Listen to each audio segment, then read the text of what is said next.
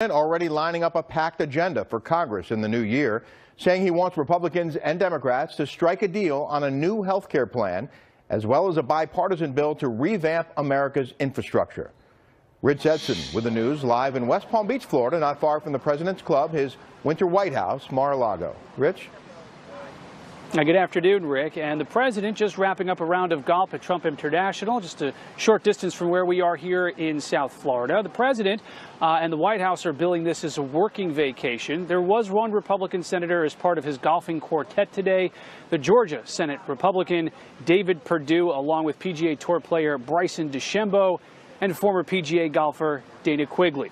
Now, we have not heard from or seen the president since Christmas Eve. The president has really only publicly been a part of a Twitter conversation, but beyond that, the president has publicly been very quiet, spending family time here in South Florida, Rick. But Rich, he does have a big meeting scheduled coming up with Republican leaders, right? That's right. The White House says first weekend in January, the president has invited the Senate Majority Leader Mitch McConnell, House Speaker Paul Ryan, to Camp David, where they will discuss the Republican congressional agenda for 2018. The president mentioned a little bit of that today, tweeting before he went golfing this morning, quote, based on the fact that very unfair and unpopular individual mandate has been terminated as part of our tax cut bill, which essentially repeals over time Obamacare, the Democrats and Republicans will eventually come together and develop a great new health care plan. Now, Republicans attempted mostly to do this one alone a few months ago and failed to get enough votes to repeal and replace Obamacare. Democrats have said they want to improve the law, and Democrats and Republicans really have not gotten anywhere near the same page when it comes to health care and Obamacare. The other initiative from the White House is saying that Republicans are going to come out with an infrastructure proposal. And Democrats have said they're open to this, that they want to work with the administration on this. But that, of course, depends on the details, how much money the White House and Democrats and Republicans are looking to spend, whether the federal government's going to pick up most of it or state and local governments will be involved, and where the money's going to come from, in particular with a $20 trillion deficit. And Congress also has to deal with the debt ceiling, budgeting, and immigration, as Democrats are pushing Republicans to agree to keep the so-called dreamers in the United States, those brought to the United States illegally as children. The Republicans have been saying, or the White House has been indicating, perhaps they want some sort of agreement or larger agreement on that. And that is another, and a very, very busy agenda for Congress in what will soon be an election year. Rick? Rich Edson on a picture-perfect day in West Palm Beach. We want to talk more about this packed agenda and the challenges that the president faces, so we'll bring in our political panel. Chris Perdome is a Republican strategist and president of Vote America Now, a group that works to get millennials and minorities involved in government. And David Morey is a Democratic strategist and was an advisor for Barack Obama's presidential campaign. Thanks to both of you for being with us. So the president talks about the end of Obamacare as 9 million people sign up for 2018. It seems that public support for the Affordable Care Act is at its highest point in 6 years. David, why is this? Well, it's hard to turn, Rick, a supertanker once it's even beginning in motion. It was always half a bill. It provided accessibility but not affordability. President Obama himself said that the bill needed lots of fixes after the original passage. Remember, it was passed with no support from the opposition party. So unfortunately, in 2018, there's going to be an awful lot of politics that's going to supersede policy, and that's dangerous. This is a bill, as you say, 9 million people signed up over this short, small period in terms of registration, and well over 50% of the American people support it, even with the problems in terms of expenses and all the problems Americans see with their health care. Chris, when the president signed the tax bill, he said that it was the end of Obamacare, but there seems to be some kind of disconnect here between the White House and the reality when it comes to ACA. Well, of course, repealing the individual mandate is certainly important, but look, it is also important, to David's point, that we have affordable health care. What is the point of individuals having health care when you can't actually afford it? If you cannot afford the premium coverage, it just does not make sense. We have to ensure that Americans, all Americans, have the ability to be able to have health care, and more importantly, can afford the health care. And I think that's the challenge here, and the complexity here is making sure that all Americans can actually afford health care. Well, we're hearing that this could be a tipping point for 2018 for the midterms, the Health Care Act. You guys agree with that? Well, I think it could be a very big issue. Chris, I'll jump in and then please follow. It could be a very big issue. Remember, we've got, if either party goes Democratic, either chamber, goes Democratic, that health care bill is in trouble. And I'd like to get rid of the extremism and debate here and get to some real centrist policy solutions to make healthcare better in America. Chris? Well, I certainly do agree that the politics aside, we need to make sure that Americans are being obviously taken care of as far as health care goes. But it is vitally important that politics aside, that whether it be left or right, that we actually get something accomplished. And look, we're coming into the midterms. There's a lot of issues, as I'm sure we're going to talk about shortly next. And this is an essential, this is probably one of the top agendas of 2018. Of course, it was in 2017, but was not able to get passed. It's time to put partisan politics aside and get something actually done so that all Americans can be able to have health care. Well, the other thing, Chris, that the president has put at the top of his agenda for 2018 is infrastructure. And he says that the Democrats can get on board on this one. Is that realistic, Chris? Yeah, I certainly do believe so. I think infrastructure is one of those things. Look, he campaigned about it. He said that we should have some of the best airports, or the best, I should say, in the world, roads and bridges. We cannot have what we had in Minneapolis about 10 years ago, 2017, when 13 people were killed. I think 45 were injured because a bridge just randomly collapsed. That's not safe, and we should never put politics over security and safety in America. That is vitally important. We have to come together as a country, no matter whether people like the president or not. The Democrats seem to be obviously very combative on any grounds, on any means, and this is not the time to be combative. It's time to get things done, and infrastructure is vitally important. Yeah, I covered that bridge collapse. It was horrific. David, is this reasonable that the Democrats would get on board on this one? Well, we'll see. I mean, I think the Democrats have to cooperate, as do the Republicans, on something as critical as infrastructure. You just can't have a country that's decaying from within in terms of its infrastructure and be secure. The challenge, I think, in 2018, aside from the midterms, which is going to dominate everything, is the deficit. And, you know, we just passed a $1.5 trillion tax cut to add to the debt and deficit. So, you know, the Committee for a Responsible Budget says that by 2028, 98% of GDP will be taken up, will be the equivalent of the debt. So every year, whatever America makes will be the equivalent of our debt. So, you know, we're on a trajectory. Both parties are to blame for it, by the way, and therefore both parties have to get together and figure out a solution on infrastructure and on deficit reduction. The Wall Street Journal has a piece today about the deficit and says that both political parties bring it up or downplay it to fit their arguments. Chris, what's the Republican position on this? Well, so I think a lot of the problem is there's a lot of quid pro quo going on, and when it comes to obviously finances and the deficit of America, we obviously need to accomplish and get something done. The issue is when it comes to politics, everyone always wants to say, well, hey, I'll tell you what, we'll fund this, we'll do that, but you have to do X, Y, and Z. And I can tell you conservatives certainly are not going to compromise their values and beliefs to get something done. And I think that's a lot of the problems on both sides. We have to come together and say, look, let's get something done. Let's make sure we can control, obviously minimize the debt, control the deficit. And frankly, it's just politics in the middle. Both sides are saying, well, I want this, I want that. And it might be one or two small things, but they'll say, hey, I tell you what, we won't fund this, we won't support it if you do something X, Y, and Z. And that's what Republicans are not willing to do. And of course, Democrats the same way. David, it strikes me that if the Democrats work against the president in 2018 so that they can try and win the midterm elections, that only makes the American people the losers in all of this.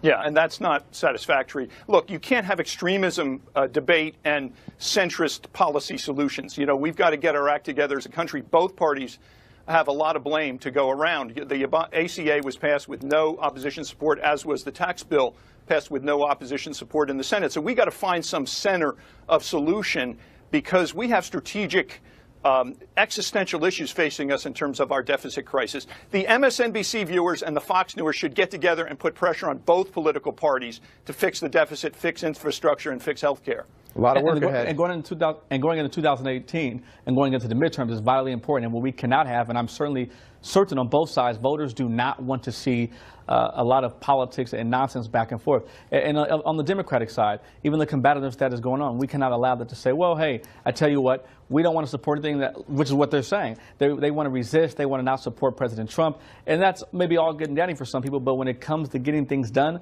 at the end of the day, voters are going to look at themselves and say, okay, what actually was accomplished and how do we get things done? And I tell you what, you don't get it done by spending 4 years saying resist, resist, and complain. It's about coming together. No, as a I agree with that. And I think, in fact, both parties are going to have to work. There's no single party that's responsible for this climate. Both parties have to create a solution, not make the problem worse. Well, let's see if we can make it happen. Chris, that's right. David, we'll start right here. Thanks very much. Thanks, guys. Good job.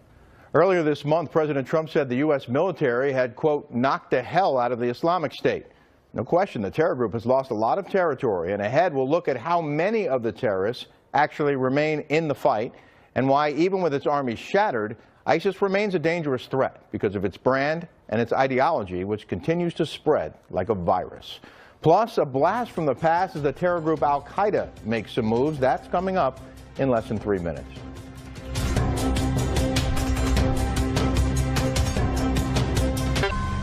President Trump talking up the military's gains against Islamic State terrorists. U.S. officials say the terror group has lost nearly all of its territory in Iraq and Syria. A former military intelligence boss says that's in part because the president let the military take charge of how it fought the war. Although a former top Obama official tells Fox News that defeating ISIS was a top priority for that administration. Lucas Tomlinson with the news live at the Pentagon. Lucas, we know the military can't completely wipe out this terror group, but they've definitely made a lot of progress. They sure have, Rick. A senior U.S. American diplomat says that ISIS has lost 98% of the territory it once controlled, half those losses coming while President Trump has been in office. Critics say the Obama administration conducted erroneous rules of engagement. The rules of engagement under the Obama administration were onerous. I mean, what are we doing having individual target determination being conducted in the White House, which took, in some cases, weeks and weeks? The limitations that were put on what could and could not be hit actually resulted in greater civilian casualties. Today, the U.S. military says less than 1,000 ISIS fighters remain, most concentrated in a small area along the Syria and Iraq border, seen here on the map in red. ISIS at one point controlled an area the size of Ohio. A former senior director for counterterrorism in the Obama White House pushed back on any criticism the former president didn't do enough to crush ISIS. This was a top priority. I mean, from the early days of ISIS gaining the type of territorial safe haven it gained in particular, there was a recognition that safe haven for terrorist groups can mean terrorist plots that extend not just into the region, but into Europe or conceivably into the United States. While ISIS continues to call for terror attacks around the world, a new message just sprouted up today calling for fresh attacks here in the United States. Rick? Will these defeats have any effect on the terror group's ideology? Well, the U.S. ambassador to the anti-ISIS coalition says don't expect a complete defeat of ISIS anytime soon. ISIS became a brand, and a lot of pre-existing terrorist groups, you've seen this in the Sinai, for example, start to raise the flag of ISIS, mainly to recruit foreign fighters and other things. In addition to ISIS, an old foe has taken root in Syria and could take on a bigger priority for the administration next year.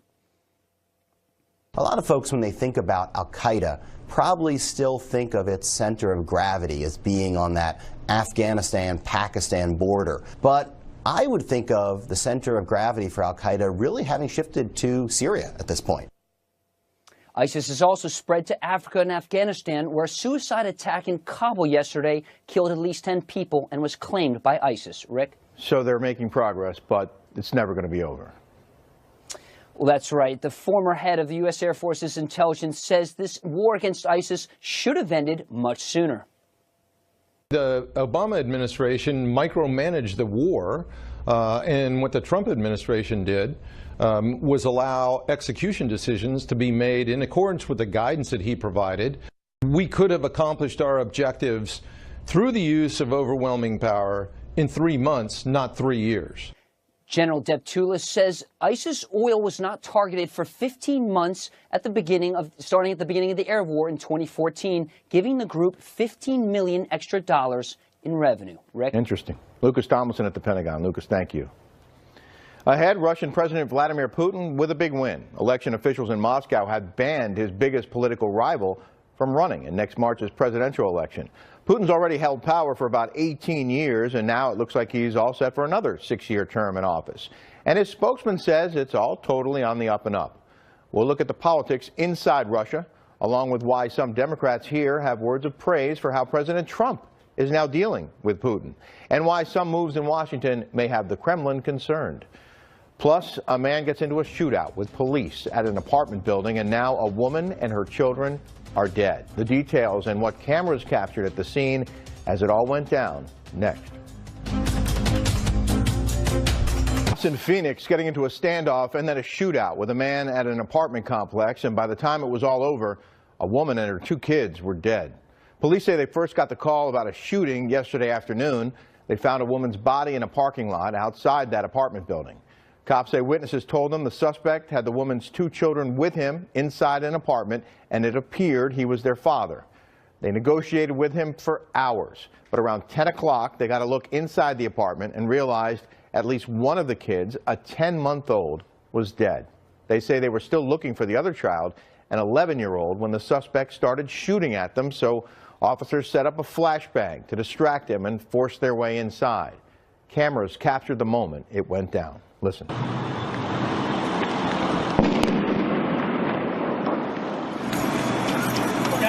all the way back. All the way back. Behind cars. Behind cars. Everybody gone. Out of the parking lot. Out of the parking lot. Farther. One officer was hurt, but a sergeant on the scene said he should be okay. We're not sure yet if it was a direct gunshot or if it was shrapnel from a gunshot. He's been taken to a local hospital in stable condition, and the suspect does not appear to be injured at all. He was taken into custody and has been transported to our headquarters for questioning. We don't know the motive just yet, although police have called it a case of domestic violence.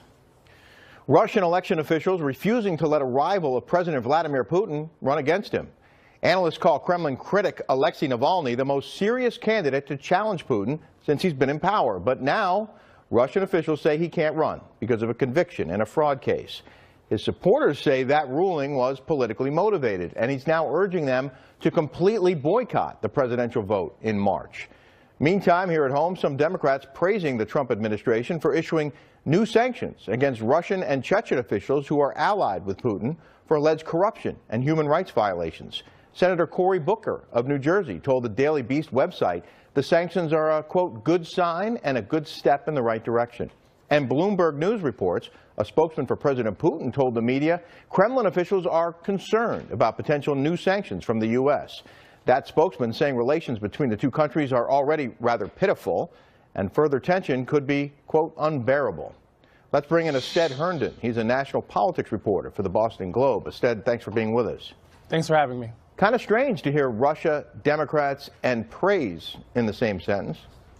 It certainly is unique in the look at the scope of the last couple of years. Democrats have been relentless in their criticism of President Trump and his relationship with Russia. But this was a fairly unique step. We had the Trump administration expand sanctions under that Magnitsky Act, which has been a high tension point between us and between America and Moscow. And so when you had that expansion, you saw Democrats, you saw bipartisan praise for the Trump administration in this particular area. The problem is that this has been kind of a Jekyll and Hyde approach from the Trump administration. On one hand, you have these kind of expanded sanctions, but we have not seen that rhetoric and that cohesive rhetoric of on the issue of Russia to flow throughout officials, and that's what critics of the administration are still looking for. You mentioned the Magnitsky Act. Easy for you to say, not for me. Under that act, the White House sanctioned 5 Russian and Chechen individuals for these human rights abuses.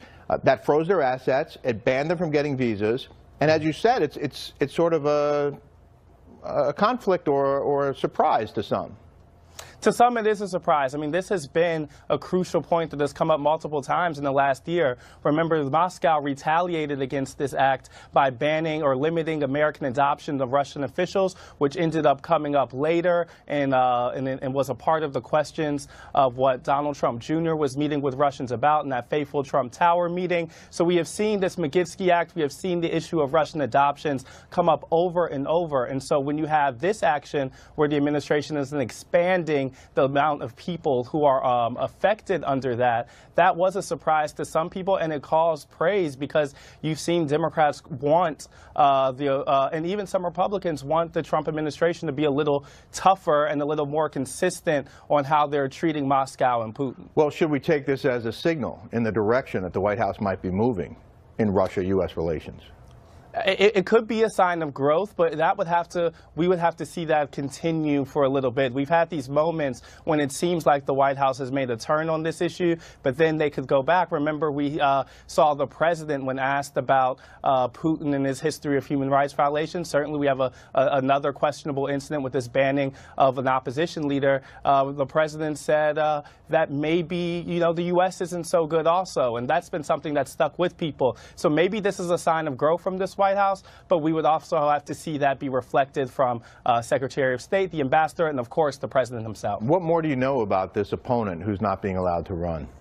Now, I only know from the reporting that I have also seen, and we have seen both independent analysts and supporters of this person say that this was a more serious candidate to President Putin. But what we do know about Putin is that he has been historically very tight and restrictive on opposition from both independent journalists and media members, but also of opposition political opponents. And so this is certainly in line with his authoritarian or leaning authoritarian history, and so that's why critics are sounding real serious alarms. The president and Putin have seemed to get along during their interactions, and the president made the point that it was in our best interest to have a good relationship with Russia. Certainly, and I think that there's a lot of people who agree with him. The U.S.-Russia relations through presidents going back the last couple have been very fraught, and President Trump has made clear that he thought that this was an arena which he could make strides, in which he could improve U.S.-Russia relations and see some growth in that area when there are real serious challenges, when there are challenges in North Korea, when there's real national security issues for the United States. Where the critics say, and what the people who have been questioning him say, is at what cost is that coming? Is Russia coming, meeting us halfway, or is America doing the bulk of the giving there? And so that's where that tension comes from. My critics also say that it's in the president's best interest to be tougher on Russia because of this ongoing investigation into possible collusion with Russia. Yeah, and that's all what's looming over this. I mean, we have this issue, which is certainly a policy issue, a national security issue, but then we have the separate question of the ongoing special counsel investigation into whether there was possible collusion or interference in the American election. And so that is what is coursing through all of these questions, was there, and certainly there have been lots of opinions about this, was there collusion between members of possibly the Trump campaign? And those are things that the special counsel is working through. And so throughout all of these policy questions, you have the politics, which is a different thing, and whether the White House would want to appear tougher on Russia, specifically because there's this very serious investigation ongoing. Well, it certainly appears that Putin will be in office for at least another 6 years based on his most powerful opponent being taken out of the race. That much seems clear, and it also seems clear that Moscow was very concerned about the expansion of the folks limited by the Magnitsky Act as well. Estet Herndon, we appreciate your time. Thank you. Appreciate you having me. Thank you. So the Trump administration making new moves against the North Korean dictator Kim Jong-un. We've already seen recent penalties targeting his oil imports and his citizens working overseas. Now the Treasury Department going after some of the dictator's weapons scientists. Plus some winter weather making life miserable for some travelers today, and in one case, downright scary. We'll show you what happened when an airliner tried to land in a snowstorm, coming up. Secretary Stephen Mnuchin announcing sanctions on 2 North Korean scientists involved in developing the country's forbidden nuclear program. This just days after UN members approved a U.S.-backed resolution tightening sanctions on the country. Pyongyang officials called that a, quote, act of war. The Fox Business Network's Blake Berman has the latest from Washington. Blake? Hi there, Rick. The Treasury Department today slapping brand new sanctions today on 2 of the senior-most members within North Korea's government and 2 members who have a direct link to that country's ballistic missile program.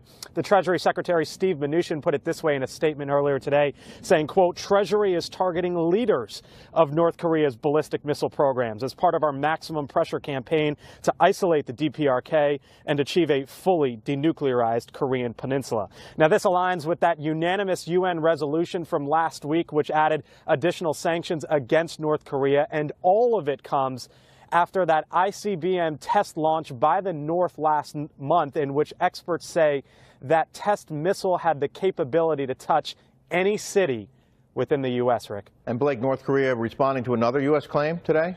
They did. You might remember back here at the White House last week, there was a briefing with the Homeland Security Advisor, Tom Bossert, in which he talked about that massive WannaCry cyber attack that touched all parts of the globe earlier this year. And Bossert said the U.S. now had evidence, and that is the key word, evidence, that it was the North Koreans who were behind that cyber attack. Well, a North Korean official now has spoken to an Associated Press reporter who said, the North Korean official, the following, saying, quote, "If they are so sure," speaking of the U.S., "show us the evidence."